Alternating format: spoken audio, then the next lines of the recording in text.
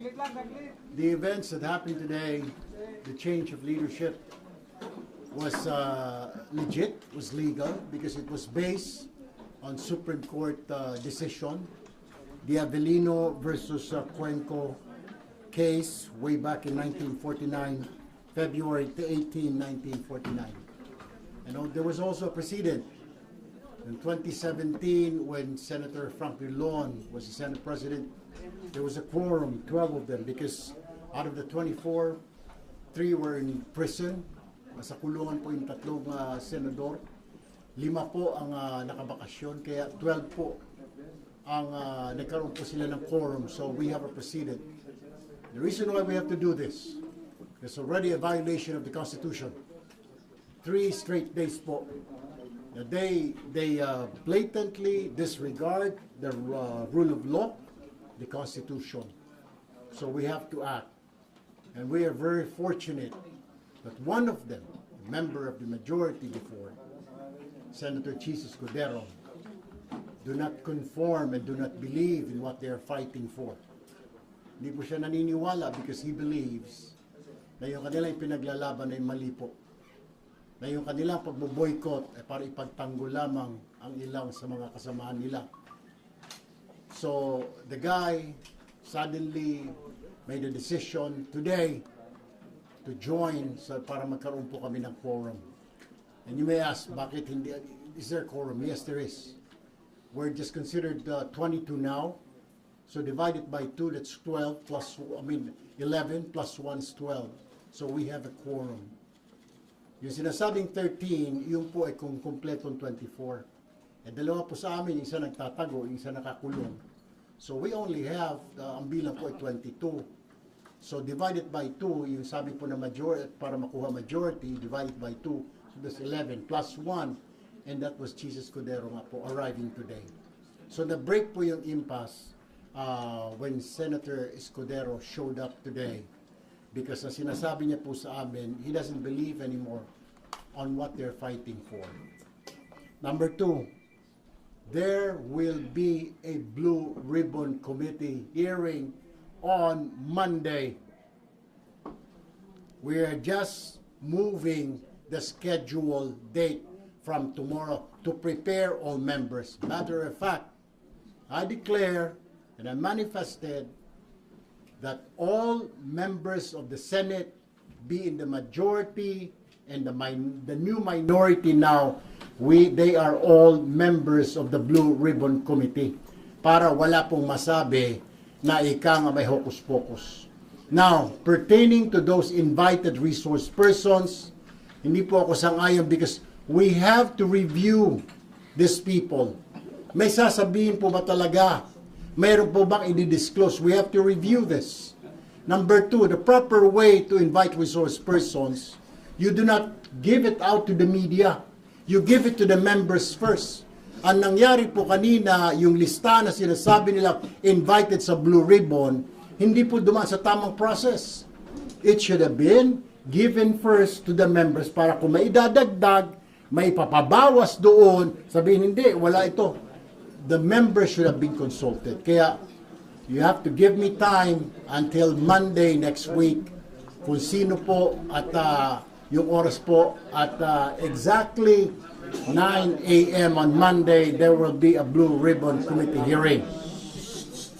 Thank you. Sir, Question. majority na po kayo, sir. Bakit po acting SP? Why not SP? Because it's 13. It's in the law. Kailangan mo 13. We don't have 13. So, but then we can elect the pro tempore because it doesn't say 13. Senate President. So, Senator Cayetano is still the Senate President. Because we don't have 13. It's against the law naman, di ba? We only have 12. So, well, he will be a virtual Senate President. All seats vacant for all the committees. Simula po sa pro tempore, we cannot touch the Senate presidency because we don't have 13. It is it is what the law says. You have to have 13. We don't. Sir, We only have 12. Bakit acting No, Senate pro tempore. Sabi niyo, acting. Acting president, acting Senate, but he's the presiding officer from now on. So, kay hindi pumasok Senator Cayetano, it will be Senator Win who will be presiding from now on. So, But are you just to expecting sir clarify, eventually magiging Senate President and may liliban pa ba from the majority? Kung may lilipat pa, kung may mahimasmasan ngayon ng mga kasamahan nila, and I still urge, we're still open, doon po sa mga members po ng majority, please join us. We will accept you with open arms. Let's work together for the nation, not for ourselves, not for the political parties, not for certain individuals, but for the entire country. Let's work together. We will accept you. We will embrace you. Sir, hindi ko nakakatawa yung nananatili pa rin Senate President ngayon si Senator Alan. Say again. Well, right here in Rule 4 of the Senate, Section 5, it says, a pro tempore may act as acting president. acting Senate President. Acting Senate President, ang pro tempore. So, did you know, Sir, kung paano ano kay Senator Cheese para sumama po sa grupo. Oh, well, Senator Mix. And then, actually, yesterday pa he's not very happy anymore. Then, we really thought na yesterday he would join us, but he did not. He was thinking it over, consulting his family, his friends. And then, kanina morning, he said he will attend. But we didn't expect it. Kasi kahapon he said he'll come, but he did not. So, kanina, we were surprised when he joined us, when he arrived. Paano po naging effective yung pagpapalit nyo ng chairmanship if you never had a 13 yet? No, pag 12 po pwede kasi majority na kami Of the 22. of the 22 because it should be 11 divided by 2, 22 divided by 2 is 11 plus 1, so we have 12. But that math cannot be applied on SP. Not an SP, I'm sorry, not an SP. That's why we did not elect a Senate President because we would be violating a law, we'll be violating the Constitution. Sir, was there any promise to SP, to Senator Cheese, or talagang na-enlighten lang siya? He was enlightened. I mean, kaya nga po, niyakap na kanina, we were surprised because Sen Mix was already, we asked Sen Mix kanina, meron bang ika kapalit, may sinasabi, wala naman. But nothing. Sir, kailan na sigurado na dadating si Senator Cheese? There was none. Kanina nung nag-caucus kami ng 1 o'clock, wala pa eh. Kasi yesterday said that he will join, but he did not. Well, so yung mga bandang alas 3 na sa session hall kayo, were you losing hope na dadating siya? I was already preparing what to tell you guys na pag hindi na naman sila sumipot. Na will say na bahala na ang taong bayan. Ang gano'n Sir, po pero katotoo, po, sir? nakialam, Gano'n sir, katotoo na? Miss Early may nagsasabi, nilakad ng palaso yung pagpunta rito ni Senator Cheese. Wala namang kapalit. I mean, bakit yung number 2? Bakit makikialam ang palasyo? Bakit man makikialam? I mean, this is a Senate. I mean, we're another branch of government, di ba? Sir, what will happen pag nag-resurface si Bato? Then, pag dumating siya, it's okay. I mean, we will welcome him. But that would make the Senators 23, not 22. Ano mo mangyayari sa Well, we already declared it. Kung susipot siya. Sir, Sino to na maging clarify, Kung susipot siya. Sir, to clarify, right now we have a Senate President and an acting Senate President. Ano po yung difference and limits ng mga functions and roles nila? Actually, vacant yung Senate President. I mean, because may acting na tayo, di ba? There's an acting President. Si Sen Win, in his capacity as pro tempore, until a new Senate President is elected. And the only way that we can elect is we will have 13. Otherwise, we cannot elect a new Senate President. So we will be, the Senate pro tempore will be the acting Senate President. But if SP Alan arrives on Monday, he will preside. Definitely. He will preside. Because he remains to be the SP. Yes, he will preside. Can we say na hindi stable pa yung kasalukuyan na majority? I think it's already stable because 12 kami, 10 na sila. Pero yung President, Senate President, hindi pa rin stable. Yeah, you Senate President, yes, but what can he do?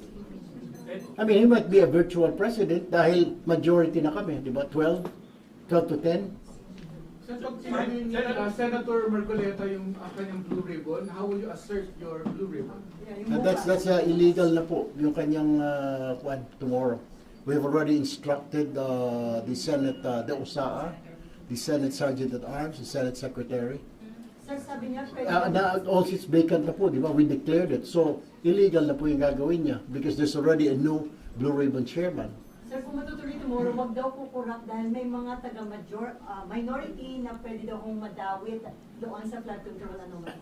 Ay, so doon, kung sabi na, sana tinignan niya muna yung kagrupo niya. Ilan doon ang sabit. Sir, sorry, ang grupo niyo po ang tawag ay majority na. Of course. Majority block na. Yes, because of the new majority, there's 12 of us. There's 12 of us. Senator Tanay ousted. And then, another thing, did you hear Senator Cheese abstain? Hindi naman So he did not abstain. Doon sa mga, when we said, when Senator Win said na declare all committee, seats vacant, except for the Senate presidency. Senator, paano pag magpumilit na mag-hearing bukas yung Blue Ribbon Committee under Senator Cayetano or I don't know how they will do that because there's already instruction to the Senate Sergeant at Arms. Na ano po There's a yung new instruction, sir? Sergeant at Arms. Ano instruction, sir? They will not be. And then there will be, we're contacting now the House of Representatives that this is the Senate new majority. And even Malacanang, there's already communication. We're just waiting for the reply. Even the guests, hindi po papapasukin tomorrow. For instance, if the 18 ex-Marines surface, Because it's invalid already. This is already a press conference, right? I'm telling you, I'm the new Blue Ribbon Committee chair because there's a new Senate majority. Yung sinasabi po nila sila Senator Marcoleta, hindi na po sila majority, nasa minority. They only have 10. Na kung gusto mo pumunta ng mga Marines, magmerienda, pameriendahin na lang dyan. Sir, Para naman- Since on Monday, sir, yung mga Marines na yun, or yung ibang guest sana bukas, invited pa sila on Monday. Sino ang We will invited? review upon consultation with the new members. Like I said, everybody is a member of the Blue Ribbon. sorry sir, Kasama po si Senator Marcoleta, kasama po kung gusto niya pa, ang ex-officio, Senate President Cayetano. Sir, They're all invited. Sir, sabi nila SP Alan, all of this is para hindi matuloy yung hearing nila on the flood control anomaly. Meron na ngayon Monday, di ba? Pero hindi, yung kanila, yung for tomorrow dapat. Are you denying that, Ali? Yeah, of course. Because, number one, okay, subcommittee, dapat i-constitute ang subcommittee upon the instruction of the chairman of the committee. Sino ba yung chairman nun? Si Senator Pia Cayetano. Number two, yung mga invitations, hindi man lang dumaan, kahit naman lang sa minority leader. Yung minority leaders, the ex-officio of the Blue Ribbon, hindi siya binigyan ng copy. Mabuti pa ang media meron. So, that's another violation of the rules of the Senate. Dapat ba yung mga resource persons, ang bigyan mo yung mga member ng committee para mapag-aralan nila, para we can formulate questions, anong itatanong ko dito. Not the media, because the media cannot ask them questions. Not the bloggers. So wala kayong hinahanap doon sa katotohanan daw? No, we will look yung mga, we will still invite those people, some of those, pero we will have to review yung list nila. Hindi yung kung sino sila, wala na pakundangan. May mga pangalan ako na hindi ko nakilala, hindi naman contractor. Sino ba yung mga yun? Nakita ko may mga 18 Marines na yun. So we will have to consult, of course, the members until Friday. Sir, sino ba magiging Magkakaroon na kayo ma-elect ng USP pag may lumipat na po sa inyo? Say again? Do you think in July magkakaroon na ng Kung may lumipat, yeah, then we can convince, then we will elect. Do you think malapit na yun? I hope so. But for now, ang sigurado lang is 12. Ginawa po ninyo, anong mensahe dito kay Senator Alan Peter Quezon? Ang mensahe, ang tao pagod na po. Ang mensahe, lahat po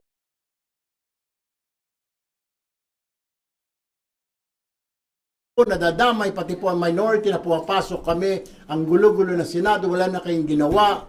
Nakakahiya din po, pinapasweldohan kami araw-araw. Pagkatapos 3 days, it's a violation of the Constitution. So we really have to act drastically. Ito na nga po. Kung sinasabi nila, wala silang quorum, walang bilang. Paano walang bilang? There's only 22 of us now. Yung isa nagtatago, ay na magpakita. Sinasabi mo, sana, kung magpakita, sana magpakita siya. Sana hindi siya magtatakbo sa hagdanan ulit. Mag-stay siya dito sa floor, bumoto siya. Sige, let's go. With that po, Senator, I think Senator Cheese is also facing a graft complaint before the Ombudsman. Yes. Paano kung maaresto rin siya? Kung may warrant of arrest. If there's a warrant of arrest. Pero there's no warrant of arrest pa naman. Ongoing po yung investigation. If he will be arrested, what will happen? Well, Will he depends. still remain the majority? It depends to the ombudsman po, di ba? Then we have to talk it over, di ba? Sir, paano impeachment? Sir, paano sir? Well, one by one. I'll take 4 more questions. Sa impeachment po, who will be presiding Senator Will? We'll have to choose. We'll have to choose from amongst ourselves. Hindi po si Senator. Not yet. We'll have to choose. Sir, pwede yung kahit naka-adjourn na kayo, pwede nyo kung i-elect ng mga kayo as Senator. No, that will be done on July 6th. Sir, di bang SK automatically siya yung presiding officer? The July 6 will still follow the July 6 schedule.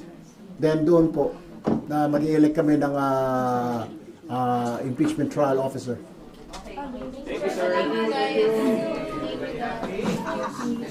Sir, paano nyo i-address spokes ng majority kaya kayo spokes ng majority block?